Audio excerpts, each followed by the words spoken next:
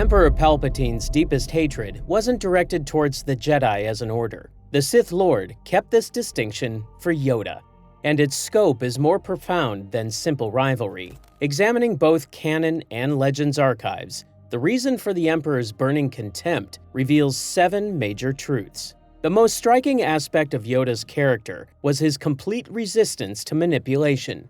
Palpatine understood desire and knew exactly how to exploit it. Anakin Skywalker craved the power to cheat death, to save the woman he loved from the visions that haunted him. Palpatine gave him that hope, and the Chosen One burned the Jedi Temple for it. Count Dooku wanted confirmation to justify his suspicions about the Republic's corruption. Darth Sidious offered him purpose and validated his doubts. Both men turned because the dark side offered something they desperately wanted. The Sith Lord's pattern of corruption repeated across generations.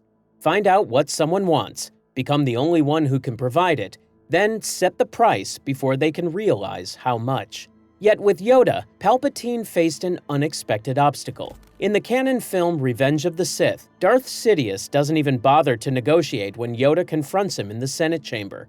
He doesn't make any deals or promises of power, just immediate combat. The film's Legends novelization explores this further, revealing that the Sith Lord already knew that Yoda was beyond any manipulation. Because of this, he found no reason to waste his breath. The Legends novel Darth Plagueis demonstrates how Palpatine and his master studied the weaknesses of the Jedi Order, analyzing every vulnerability, every philosophical flaw, every point where attachment, doubt, or ambition could be twisted against them.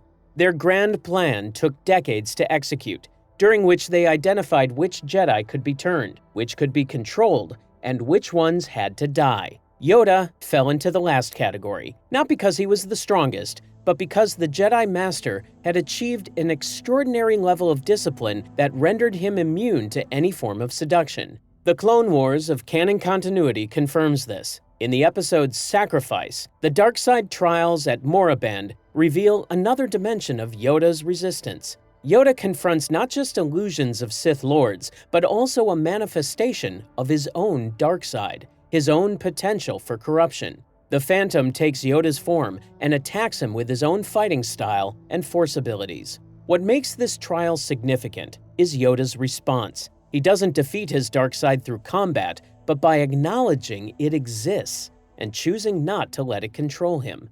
This acceptance without submission shows a spiritual superiority that Palpatine, who fully embraced his darkness, could never understand. The Sith philosophy requires surrendering to passion and power, but Yoda showed that true mastery meant recognizing temptation while remaining outside its influence.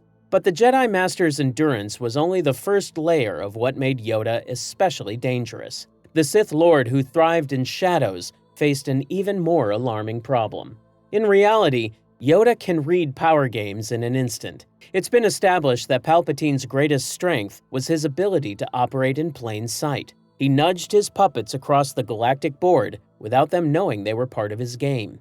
The Sith Lord shaped situations in a subtle way that his victims thought they were making their own choices. But Yoda was aware of the board. He just couldn't see who was moving the pieces. In the film Attack of the Clones, there's a revealing scene after the vote to create the Grand Army of the Republic. While other Jedi react with relief that the Republic now has a military to defend itself, Yoda tells Mace Windu that the shroud of the dark side has fallen, but that the future was difficult to see. The Legends novelization gives us Yoda's internal concerns. He is bothered by how perfectly everything is aligned. A clone army appearing exactly when needed was too perfect to be coincidental. Throughout the canon animated series The Clone Wars, Yoda's instincts kept pushing him toward uncomfortable truths. Along with Obi-Wan and Anakin, the ancient Jedi personally leads the investigation into Sifo Dyas and the clone army's true origins. Though the trail goes cold, Yoda's instincts tell him something larger and hidden was in control. Palpatine's master recognized this danger early. In the Legends novel Darth Plagueis, the ancient Sith warns his apprentice that Yoda has survived for centuries by understanding patterns that others miss. Yoda could sense wrongness in the Force. He could feel when situations were being engineered rather than naturally developing. and when Yoda advised caution, the Council listened. For Palpatine, that was the real danger. The Sith Lord needed the Jedi to be reactive, aggressive, willing to take shortcuts to win the war. But Yoda kept pumping the brakes. He questioned the Council's expansions of power and kept reminding them that their role was to serve the Force, not the Republic's political needs. This forced Palpatine to operate within tighter margins. He could manipulate individual Jedi, could set up battles and political crises, even arrange for Jedi to die in convenient ways. Darth Sidious had neutralized other threats. Qui-Gon Jinn was killed. Sifo Dyas was assassinated. Dooku turned. But Yoda forced him to work slower and take greater risks. The Jedi Master's sensitivity to the Force and his centuries of experience made him a formidable opponent. Naturally, Darth Sidious didn't want scrutiny to areas he needed to keep dark. For a Sith Lord who prided himself on perfect control, being compelled to alter his plans was unforgivable. Yoda's investigative instincts proved particularly dangerous to Palpatine during Fives' The Clone Wars storyline. When Clone Trooper Fives discovered the inhibitor chips and brought evidence to the Jedi, he nearly exposed Palpatine's entire conspiracy. Though Palpatine invented the appearance of an attack to discredit Fives, Yoda's presence on the Council meant the matter couldn't be completely dismissed. The ancient Jedi's questions about the chip's true purpose lingered, creating doubt that Palpatine had to carefully manage. While the Sith Lord successfully maintained the deception, the incident demonstrated how Yoda's probing wisdom could bring the Grand Plan to failure. Yoda's influence extended to the Jedi's relationship with the clone army itself. In the Clone Wars episode Ambush, Yoda is shown treating clone troopers as individuals rather than expendable resources, learning their names and emphasizing their value beyond their combat function. This perspective spread through the Jedi Order, with masters like Plo Koon and Anakin Skywalker forming genuine bonds with their troops. For Palpatine, this presented an unexpected complication. The Grand Plan required the Jedi to view clones as mere soldiers, making Order 66's betrayal a simple military execution.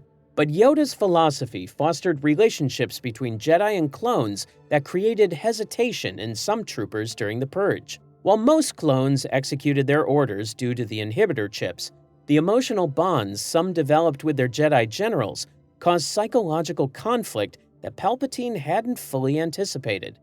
Commander Cody's visible regret after ordering fire on Obi-Wan, or Captain Rex's resistance to the chip's control, stemmed partly from the relational approach Yoda supported. The Sith Lord wanted disposable pieces on his board, but Yoda's insistence on dignity and individual worth introduced human variables into what should have been a perfect mechanical execution.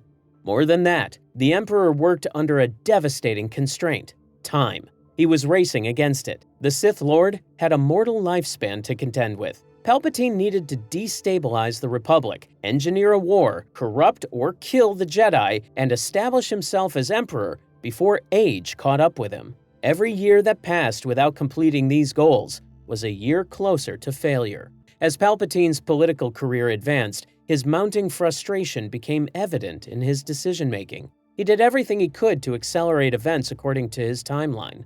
Palpatine's fear of death drove him to seek Sith immortality techniques, the same knowledge he would dangle before Anakin Skywalker as the ultimate temptation.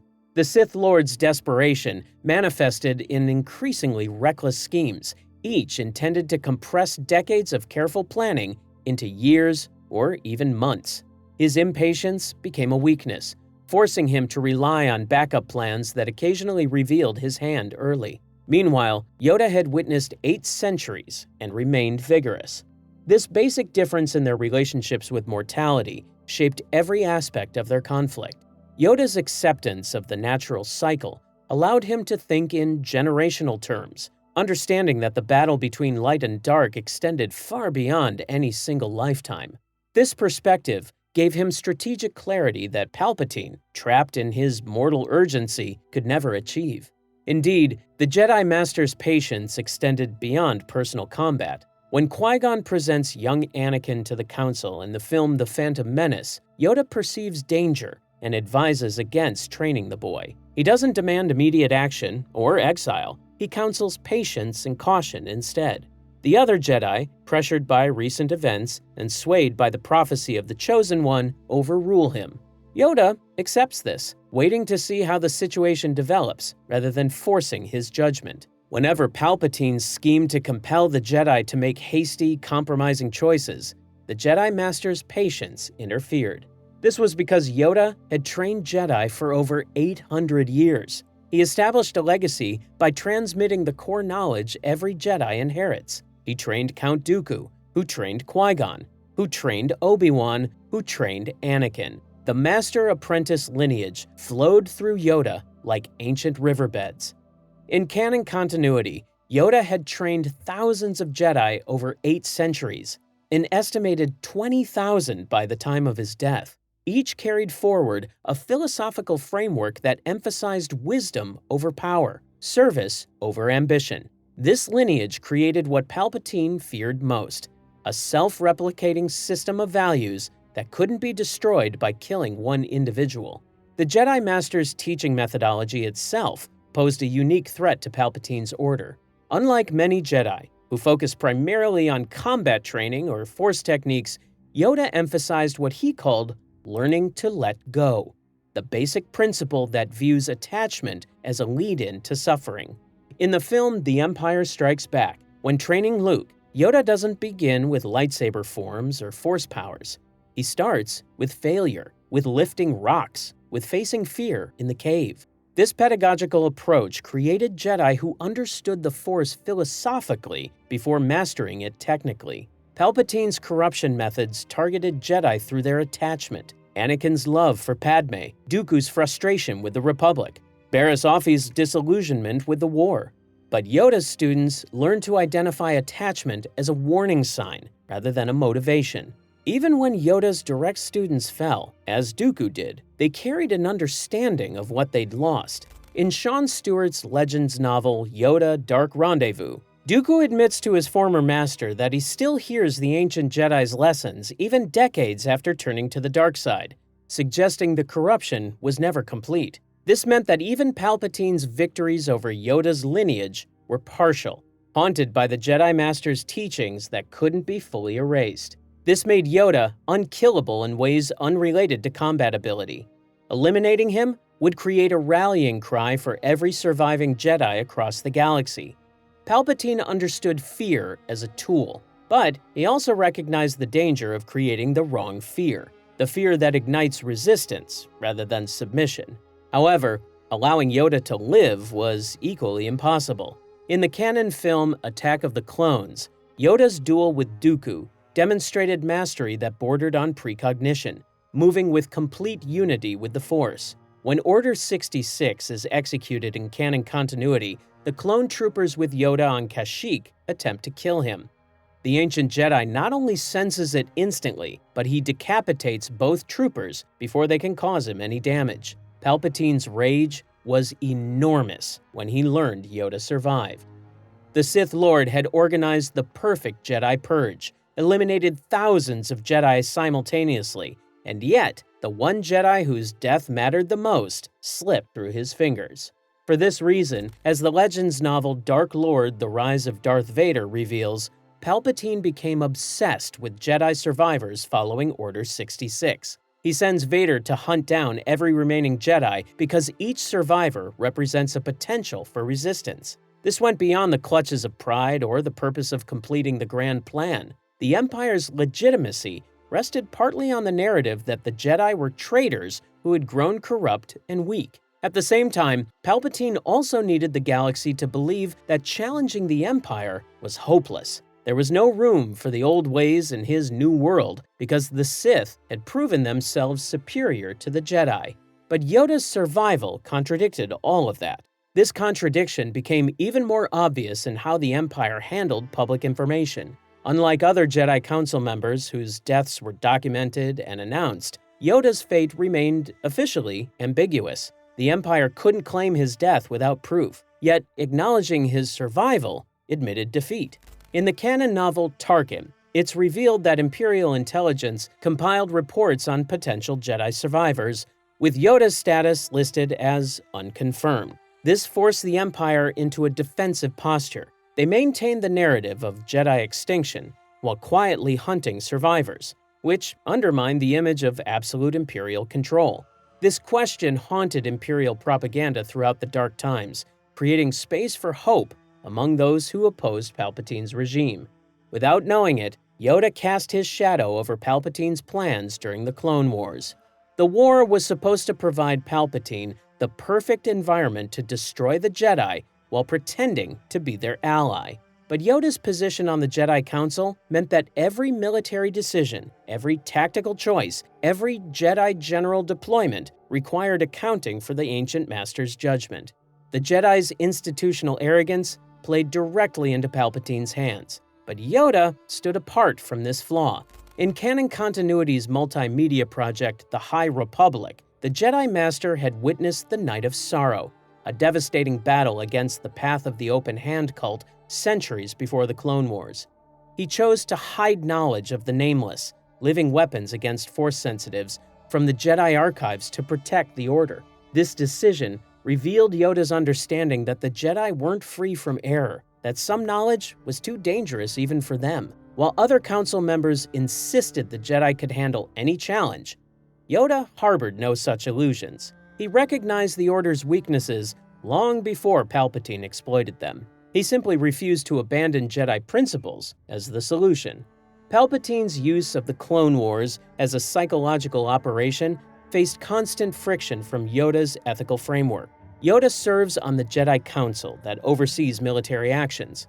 He approves Anakin's unusual measures, but the Jedi Master consistently raised questions about whether military victories justified the costs paid by clone troopers and civilian populations.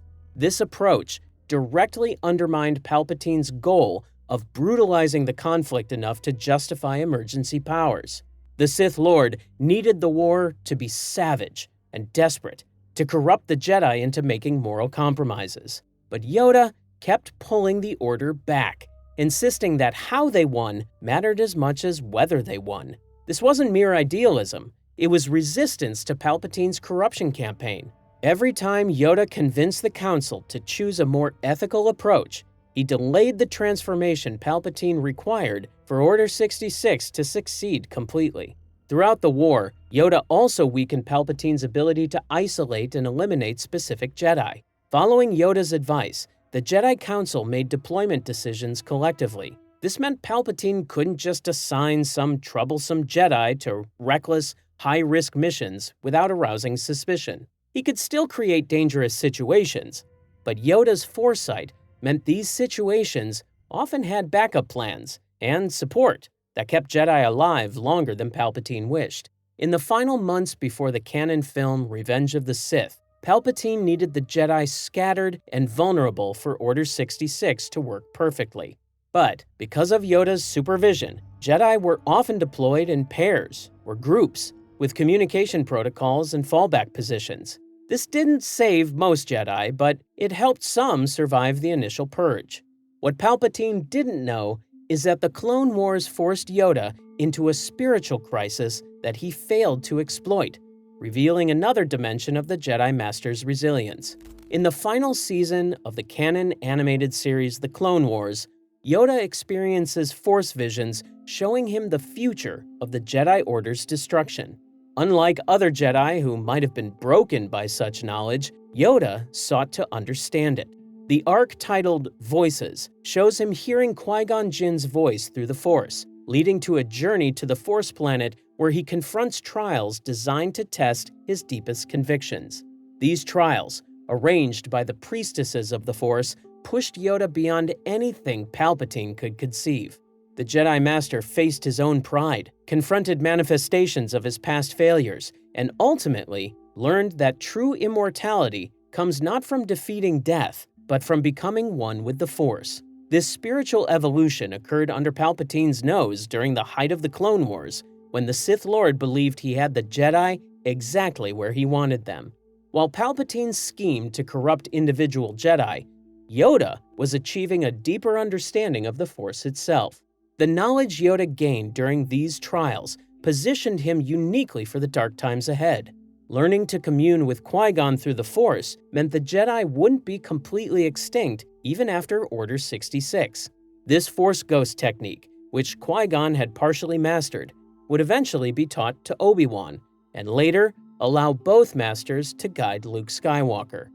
Palpatine's Grand Plan anticipated destroying the Jedi as a physical organization, but Yoda's spiritual advancement created a possibility the Sith Lord never imagined: Jedi who could persist beyond death itself. What made this particularly frustrating for Palpatine, had he known about it, was that Yoda's evolution happened through acceptance rather than resistance.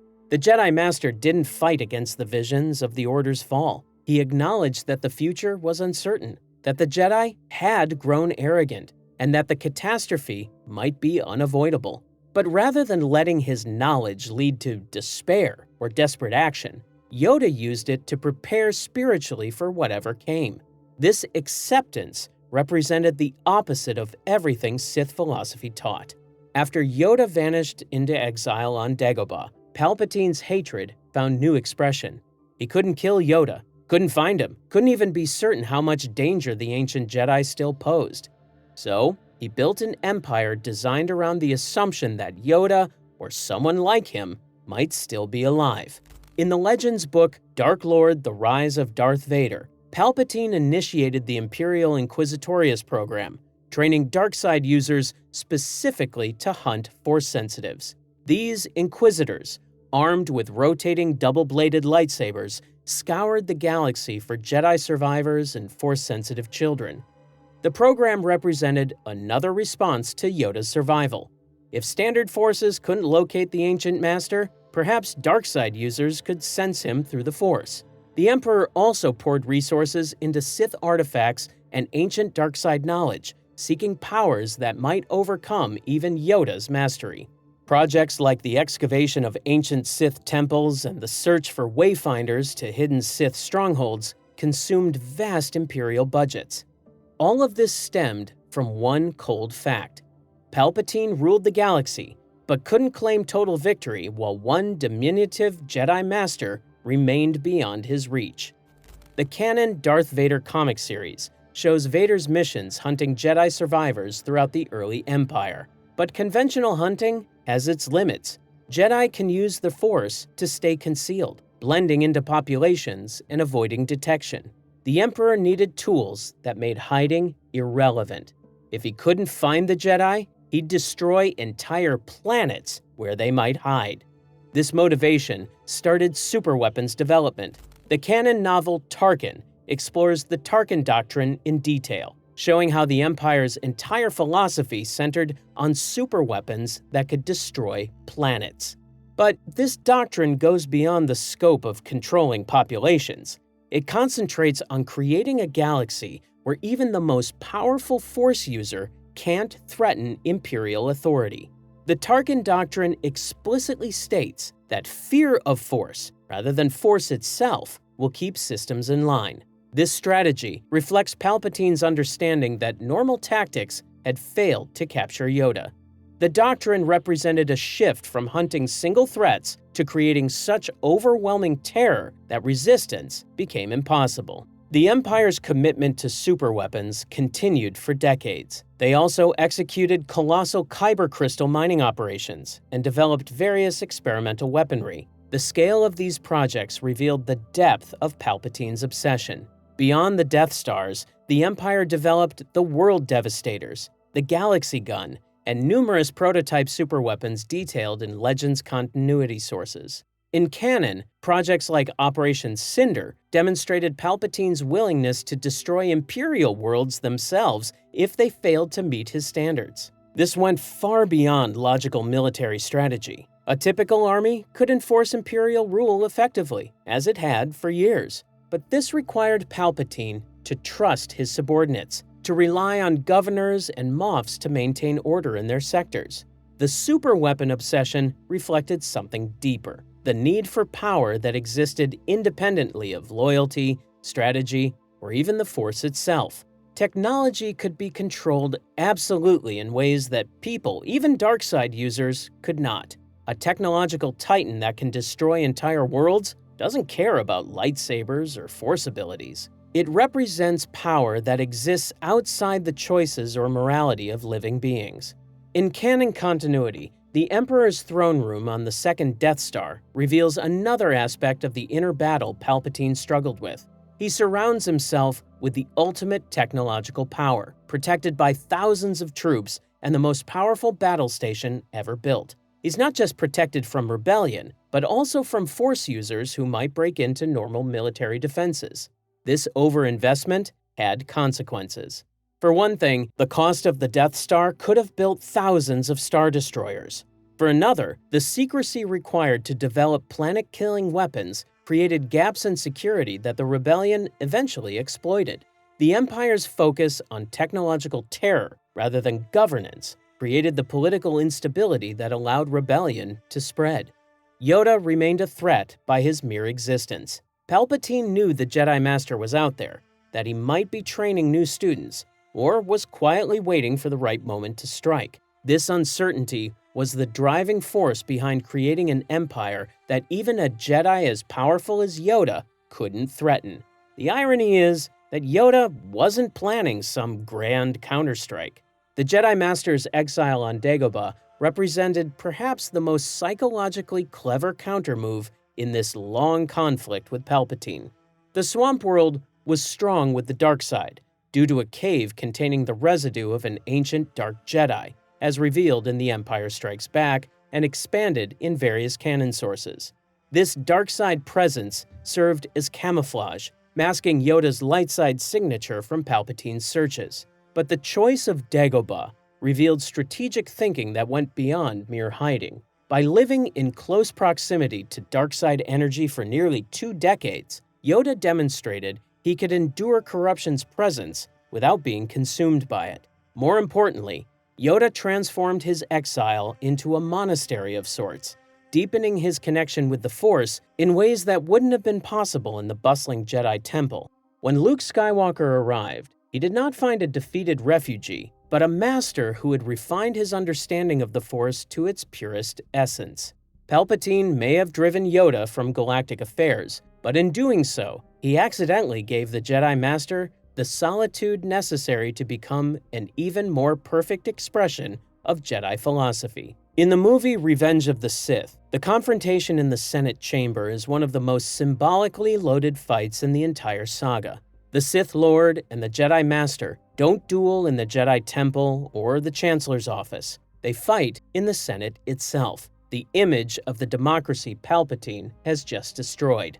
Darth Sidious believes power comes from domination, from the ability to impose one's will through strength. On the other hand, Yoda believes power comes from harmony with the Force, from understanding patterns larger than individual ambition. And so, the duel wasn't about winning. It was a matter of proving which philosophy runs the galaxy. When Palpatine uses Force lightning, he's using the dark side's most distinctive power, which is the ability to harm through pure hatred and aggression. When Yoda catches that lightning and absorbs it, he demonstrates that the light side can endure what the dark side inflicts. In Legends continuity, the Revenge of the Sith comic adaptation shows additional details of their confrontation, including moments where they seem almost evenly matched despite Palpatine's raw power. The novel, also Legends, describes how Palpatine draws upon decades of Sith knowledge, channeling hatred accumulated through years of deception and manipulation. His lightning isn't only an attack, but also an expression of his philosophy that power means the ability to destroy. Yoda's response demonstrates centuries of discipline and understanding that true strength lies in resilience rather than aggression. The Senate chamber's vast space becomes their battlefield, with floating platforms representing the fragmented Republic. Each Force push sends Senate pods bolting through the chamber, physical manifestations of the political chaos Palpatine has directed. The architecture itself bears witness to their conflict, with every collision marking the death of democratic ideals. But the fight didn't end the way Palpatine imagined. Ultimately, Yoda retreats, and the duel ends without a clear victor. This denied the Emperor the symbolic victory he needed. More than wanting Yoda dead, he wanted the Jedi Master broken, defeated, and proven inferior. It would have demonstrated to the entire galaxy that the Sith philosophy of power through domination was superior to the Jedi philosophy of power through harmony. The battle was about whether the galaxy would be ruled by fear or hope, by domination or balance. Palpatine won the immediate political victory, becoming Emperor and hunting Jedi to near extinction. But Yoda won the philosophical victory by proving the Jedi way could produce someone even the most powerful Sith Lord couldn't corrupt or destroy. For the next 2 decades, Palpatine ruled through the Death Star, through Vader, through countless Star Destroyers and Stormtroopers. He imposed his will on the galaxy through overwhelming force. But somewhere on Dagobah, Yoda lived in a swamp, teaching one student the old Jedi ways. The Emperor commanded billions, but the Jedi Master taught one boy about trusting in something larger than himself. When Luke Skywalker confronts the Emperor in the canon film Return of the Jedi, he rejects the dark side, despite every incentive to embrace it. He throws away his lightsaber and declares himself a Jedi, like his father before him. This moment physically represents Yoda's philosophy, and it's this philosophy that ultimately defeats Palpatine when Vader chooses redemption over the dark side. The hatred Palpatine felt for Yoda wasn't just personal. It was the hatred of someone whose entire worldview was challenged by another person's existence. The Emperor lived under the belief that the dark side was stronger, that the Sith understanding of power was correct. Superiority and fear were the true nature of the galaxy.